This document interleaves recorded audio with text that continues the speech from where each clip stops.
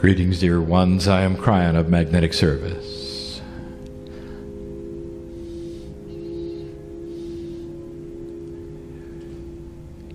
The process of channeling is not that unusual.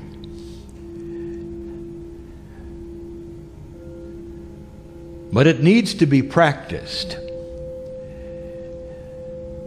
And the encouragement of this is on our lips to you, all of you.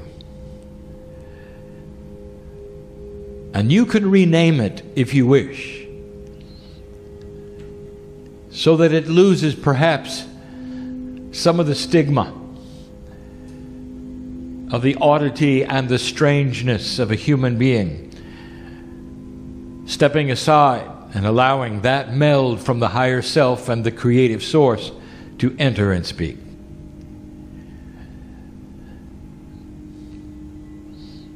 But in these few minutes, I wish to give the old souls who would listen in this room and otherwise, or who may read, an instruction set that is minimal. And the first one would be this: learn to channel for yourself. Old soul, the new energy that is coming into this planet allows this to take place in a beautiful way, where you never have to make a spectacle of yourself, you never have to be in front of anyone. But in your own time and way, even in your meditation, you would take that persona that is corporeal, which you believe is you in its entirety, and you would split it apart. And the part that has always been you in 3D takes a back seat temporarily for the you, which is the higher one. The you that is divine and is from another place. And when this starts to take place, you receive not just information, dear ones, you start to receive validation. And the validation will affect you personally. It increases that which is the peacefulness that we have told you that you can have. And that is channeling. Call it whatever you wish. But in those moments you will know that you are split, and it will be appropriate. There are actually 3 energies within the human being that we have spoken of before. And this is only 2 of them. Most of those who are on the planet with systems of what you would call religion have also seen the 3. An acknowledgement that the human being has more than just the corporeal. We are talking now about taking that which you think you are and splitting it apart on your own for a few moments. And out will pour that again, which is not just information, but is a quantum part of you that validates you. It's time for you to sit with God and feel the hand that reaches through the veil and takes yours for a moment and says that you deserve to be here, and that all that has happened to you is appropriate, proper, unique, and is blessed by God.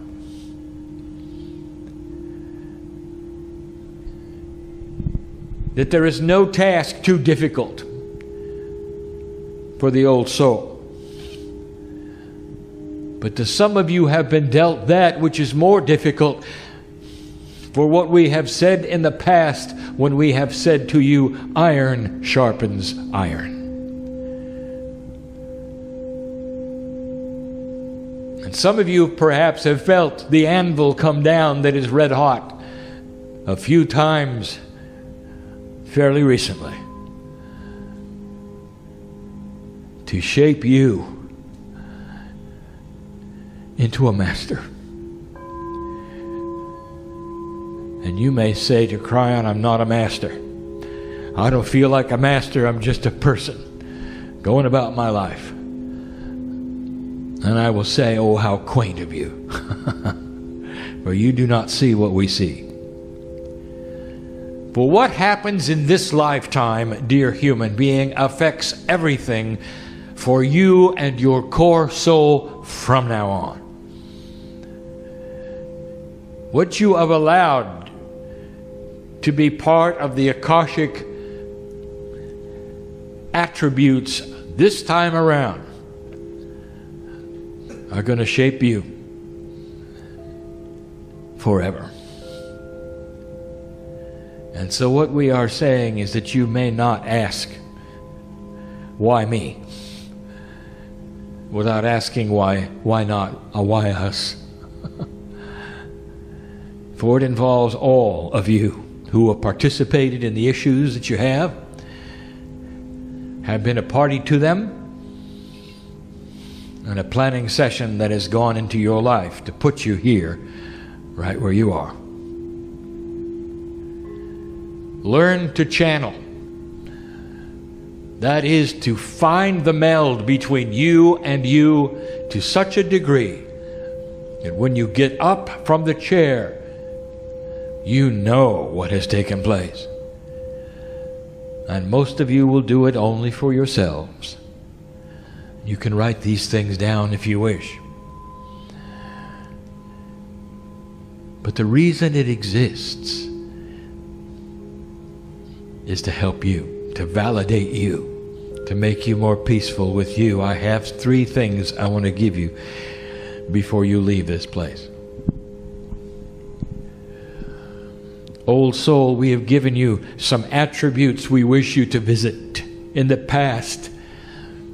Here are more, and they're not necessarily easy, but we speak to the old souls for less than 1/2% of this planet has to find some kind of action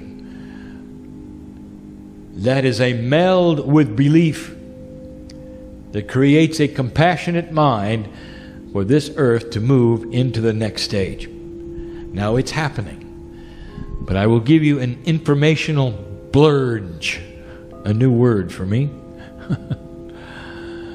which means a spattering of things over a period of time that you need to know. It's time for the old souls to start acting. And the invitation is yours. Number 1, I will say it again, and it is always number 1. Do not fear what you're going to see. Both in your lives, in the lives around you, in your country, in the earth, that may seem negative and unresponsive to your magnificence. For it is the old energy flailing around you, sometimes esoterically trying to beat you up, to make you feel that you're not worthy, and sometimes simply presenting itself as a flailing energy while dying. Now, let me explain this. I have told you before that one of the attributes of the old soul is lack of self-worth. I speak to all of you now, and you know I'm right. And that particular attribute is caused from an awakening lifetime after lifetime and having that which you know be doubted, where you're isolated, called names, hermitized, and even killed.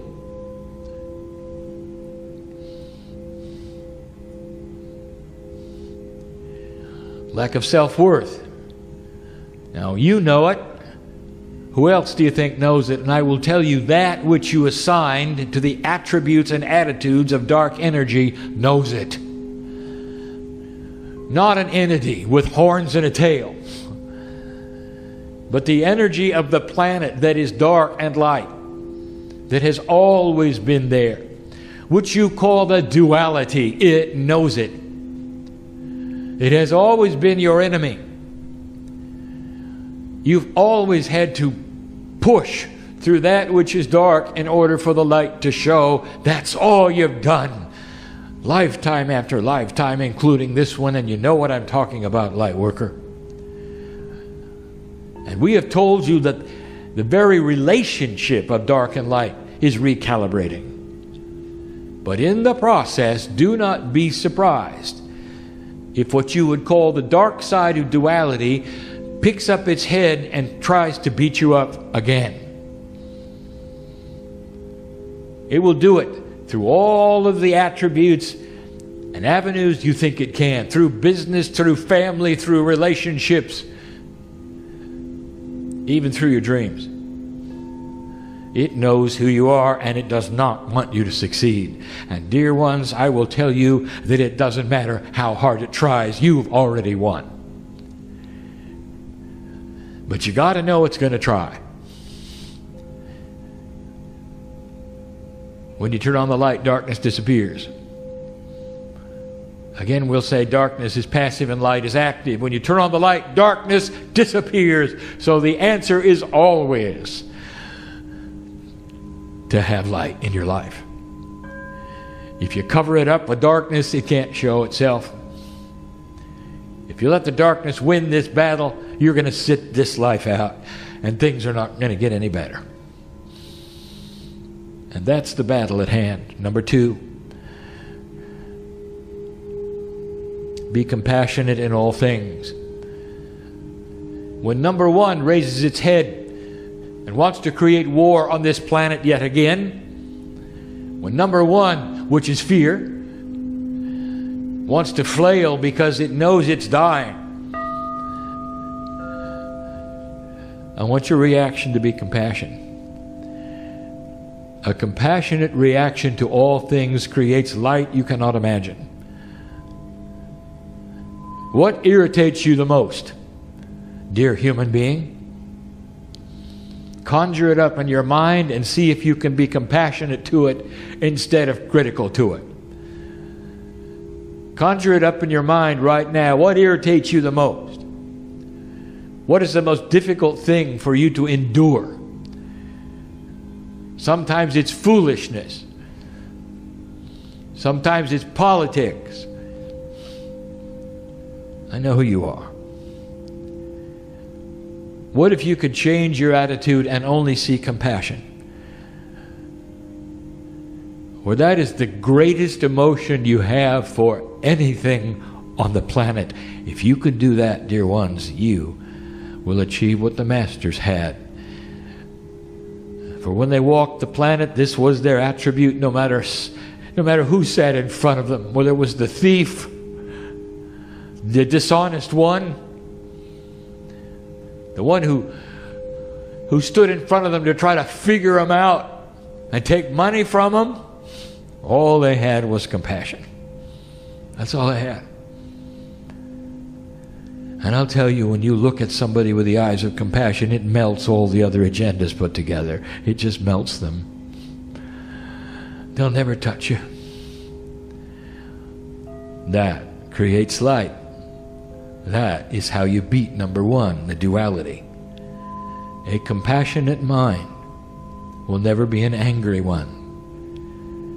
A compassionate mind does not go to the trigger issues that have always controlled you emotionally. If the first reaction is compassion, all others realign themselves. That's number 2. The third one and the final one is the most difficult one of all for me to explain. My partner has not mentioned it before, and so he is saying to me, go slow, and I'm saying to him, go slow. Say it correctly, my partner, as you receive the information. It's time for the old souls to learn how to be a self-contained, balancing unit. This requires that you work with only your own divinity, which is then something your cellular structure will see you doing and see as intent to change. Without involving outside sources that you have in the past. Let me give you examples. Let us say you walk around the planet, and you may not realize it, but you are constantly pushing for validation from others. You want to know what they think, so you'll feel better. And when you hear what they think, and it makes you feel better, you're satisfied. And some of you live this way. And this is the only mechanism you have from day to day that validates your life. It always comes from the exterior. Now I want you to play a game for a moment. Pretend you are one of your own cells. And you are waiting for consciousness of the corporeal human being in your body to give you instructions that you're okay. Your cellular structure is waiting to become quantum based upon an energy you're going to give it through your consciousness. Let me tell you something. Your cells have no idea what anybody else is saying. And so you may walk around feeling just fine that other people are honoring you. But your cells have no idea. And so they're simply going to sit there without change. And you are going to flail, walking around asking others, how you doing? Or talking to others about how you're working on yourself so you'll get feedback of how you're doing. And your cells know nothing. The shell of ego protects them totally. You must be self-contained. And that is to say, without adoration, without acknowledgement, without anyone ever saying anything. You have to know it is well with your soul because you have the divine link to God that validates your every breath. Sounds like we're almost back to number one. Number two, they're all related, the 3 in 1. Learn to validate yourself as you walk from place to place and feel the divinity, a self-balancing island that never has to know anything more than that God is in you, and that's good enough. Now this is tough. This has to transmute even some of the designs you've learned about today. Where you start to work around how you were born and rewriting some of what we would call the social engrams of who you are. The ability to contain self-worth automatically, no matter what. Do you realize how hard that is for some of the old souls who have no self-worth? Or have a self-worth that is so limited they have to have the validation from that which is exterior. And so the task at hand is to know thyself. Know yourself as a piece of God, self-contained, self-balancing, one who is able to channel the truth for you through the portal that is the meld with your higher self, gathering perhaps information from many sources, digesting it, but never asking it to validate you. Be a collector of compassion. Be a collector of information that is esoteric, but don't let it validate you. Instead, collect it and paste it upon you in the best way possible, and let it then help you to understand who you are. And then the validation starts to become automatic, and you walk from place to place and nothing can touch you. No angry word, no situation. You become more stable, more balanced. You know who you are. And those who will look at you will say, this is a human being with qualities of mastery. And that is the goal.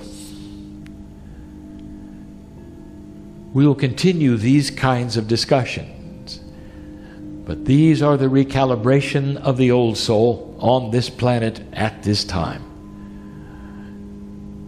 Do not fear the old energy, for it dies hard, and it will try its best in these next 18 to 20 years to push this planet and you back to the way it was. And I'm going to tell you, dear one, it will not succeed. For we have seen the potentials that are there. You cannot stop the ball that is rolling. The children are coming in.